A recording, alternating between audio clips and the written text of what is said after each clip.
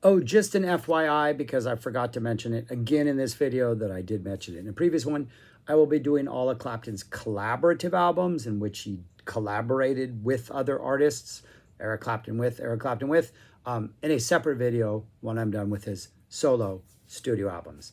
Hence why certain albums are not in the 2000s yet. All right, that's it. On to this video.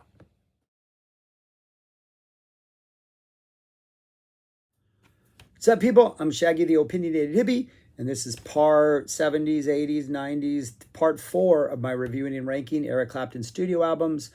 Doing it by decade. We're in the 2000s, the first decade of the new millennium. 4 albums released in this decade, 2 blues cover albums covering one artist, one single artist, maybe the OG of blues himself. So I guess that's justified. And then 2 Eric Clapton, older, middle of the road, middle age, soft, let's do a little bit of everything but not commit too hard to anything type albums. It's a rough decade as far as my personal tastes go. Yeah, I'm going to talk about them and rank them. How do we get to Clapton from Zappa? God, I see God. He said that on an album much differently than I just said it. We're only in it for the money. That was Clapton. All right. Yeah, so I'm going to talk about these 4. I'll rank these 4, and then I will include them. I will meld them into the previous decades. Will not give reasons as to why I rated the previous decades the way I did. There's another video, 3 other videos if you're interested in that. But spoiler alert, that will happen at the end of this video. So anyways, let's get on to number... I'm gonna cheat a little. Let's get on to number 4 and 3 together.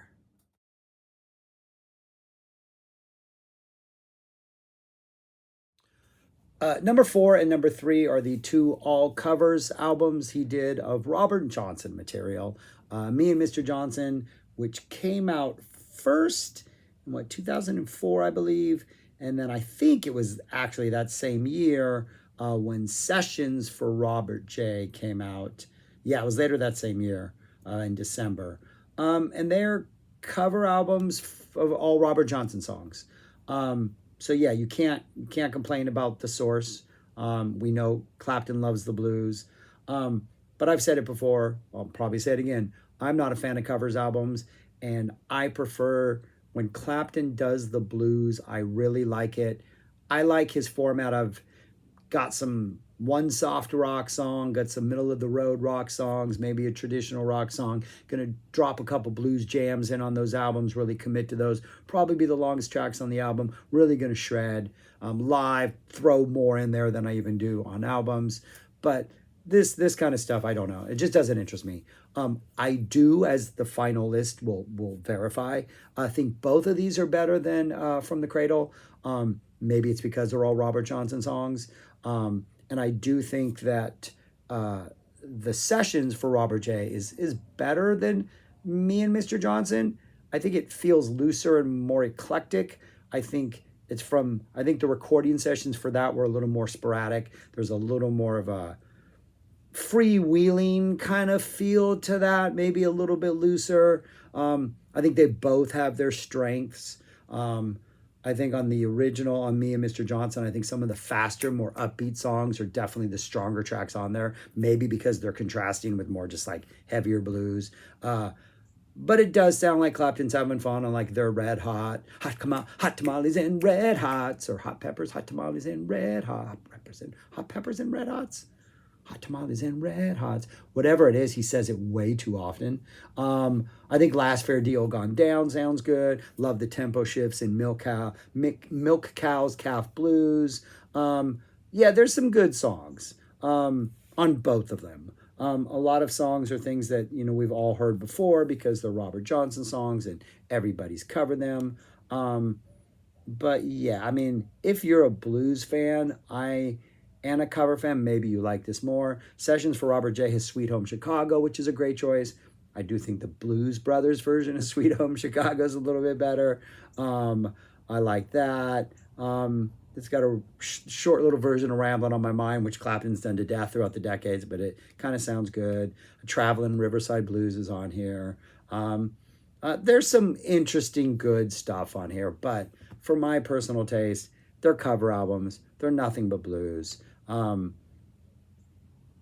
Yeah, I don't know. I do think they're better than From the Cradle, but not my thing. But if you are a fan of the blues and you like this, I'd love to know which tracks are the ones that are, this is the one. Clapton's nailing it on this one. This is the one. Like, I think there are great moments on here, but I think it's the ones when Clapton's either, it's a little more acoustic flavored or Clapton's just going a little more, having a little more fun with it. That's what I like. Other than that, yeah, I don't know. All right, I'm rambling, but those are my four and my three for this era. Me and Mr. Johnson and Sessions for Robert J. My number two is Back Home, which came out in 2005, his 17th solo studio album. If I didn't have such a bad attitude about covers albums and or all blues albums, this would probably be last in the 2000s. It's 2000s in the new millennium. It's a pretty tepid little thing, and there are some things on here that I absolutely don't like. Say What You Will. We're flirting with soft rock and reggae at the same time in a way that's in no way appealing. So Tired has kind of a neat, kind of catchy vibe to it, the opening track, but then I don't think he leans into that being so tiredness enough. And I think if he had leaned into that without trying to be something that's more like just passable soft rock, I don't know. I felt like there was a missed opportunity in developing a theme here. Revolution, fifth song on here, might be the one song that if you felt people in your society were going to like ferment a revolution, I think you would want this song to become massively popular because people would think that they were supporting the spirit of a revolution, but this song would completely change their minds over time as it seeped into their bloodstreams and made them just want to like lay on the couch and do nothing.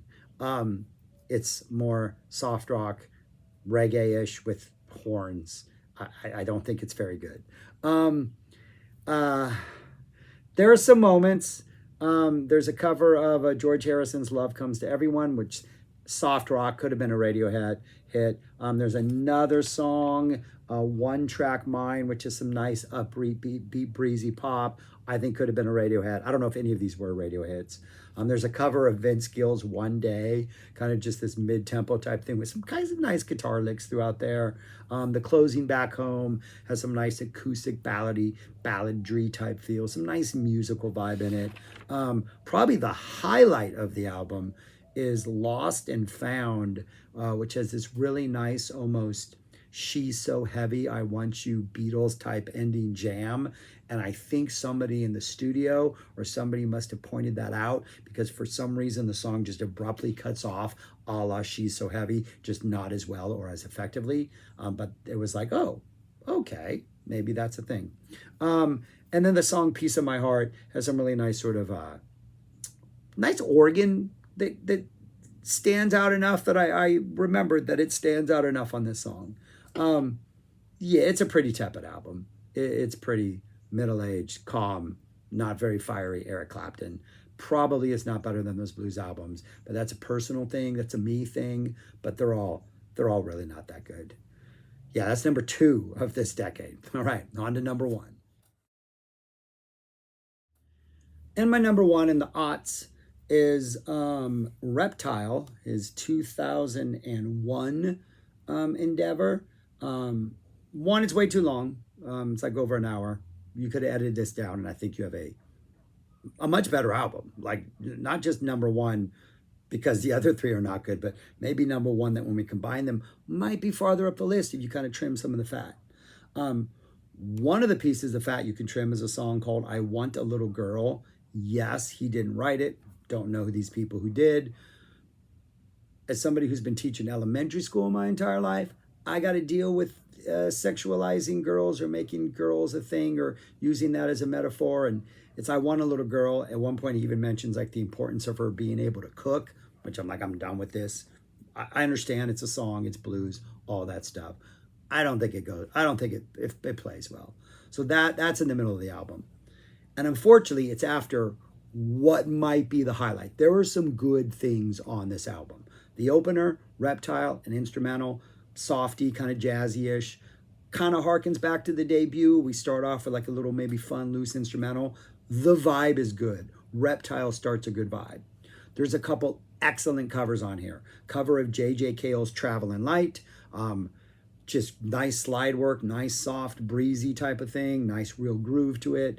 Kind of reminds me of Cass McCombs, a recent person who's made records last 10, 15 years. Awesome singer-songwriter. Check out Cass McCombs, especially stuff he did around 2015, 2016. Those albums, fantastic stuff. An awesome cover. I can't say it's better, but there are things I like about this version better than the original. A cover of Stevie Wonder's I Ain't Gonna Stand For It. And I think in the verses, or maybe it's both, Clapton leans into the melody a little bit harder, I think, than Stevie does. And I think Stevie kind of underplays what I think is an awesome hook and an awesome melody. I think Stevie's version of Hotter Than July is probably better, but this is a great cover, and it's a great song, and it just, yeah, it's really, really good. Absolutely love it. Yeah, it's absolutely awesome. So great cover. There's a cover of James Taylor's Don't Let Me Be Lonely Tonight, which is on the opposite side of that coin. Not a cover he should be doing. Clapton does not need to be leaning into James Taylor energy at this point of his career. There's an awesome acoustic gentle instrumental called Sun and Sylvia that closes out the album. That is absolutely fantastic. They bookends it really nice. Superman Inside, the penultimate song, is all of a sudden we get this rock energy out of nowhere that just generic bluesy rocker that just one of those things that I think could be trimmed that kind of doesn't fit the vibe of the rest of the album. There's some interesting stuff throughout. Cover of Ray Charles' Come Back Baby, which has some nice slow jam bluesy energy. It's another kind of middle of the road, playing it safe, touching all your bases type album, but thanks to a couple really good covers, a couple really good instrumentals, some just decent overall playing. Like, you can never fault the musicians or the instrumentation or the playing. Like, that's not where the badness is coming or where things are getting boring. It's just what we're allowing them to do. But yeah, it's got its moments. It's got its moments. And I think those moments are pretty good. And I think the cover of I Ain't Gonna Stand For It is fantastic. But it's a fantastic song. Clapton didn't ruin it, and I think he actually highlights some of the better parts better. So out of this decade, I would say easily the strongest thing Clapton did, that would be Reptile, which was the first thing he did in this decade. And that is what those four look like in typewritten form. Take a gander and then feast your eyes on this. This is how I would rank all of them thus far. Reptile jumps all the way up to number 12. It's ahead of Pilgrim. It's got those absolute highlights that Pilgrim doesn't have. It's ahead of Journeyman, which I just don't get. Not been able to find that hook in there, and there's actually a couple things I don't like on there. Back Home, yeah. And then those 3 blues albums on the bottom, just because that's not my thing. I'm not ever going to listen to those. Yeah, that's just me. But yeah, that's how I would rank them so far. So this didn't have much of an impact on the list other than filling in the bottom end. But yeah, that's what my list looks like right now. Thanks for watching. Let me know what you think of these. I don't think there's much to defense about Back Home. I'd be interested if somebody were to put up one for that. And I am interested in what anyone thinks the sort of must-hear tracks on those sessions and Me and Mr. Johnson. Those, I'd love to hear that. But yeah, if you've heard those and have opinions, drop it in the comments. Anyways, that's all I got. Thanks for watching. Subscribe, like, share, comment, and go listen to Reptile. It starts off really strong. Like the second track, I don't think I mentioned that, mid-tempo bluesy number. Then you get that J.J. Cale cover. Yeah, it'll get you. Stick around for the Stevie Wonder cover. Fantastic. All right, that's all I got. Thanks for watching. Peace. Talk to you later.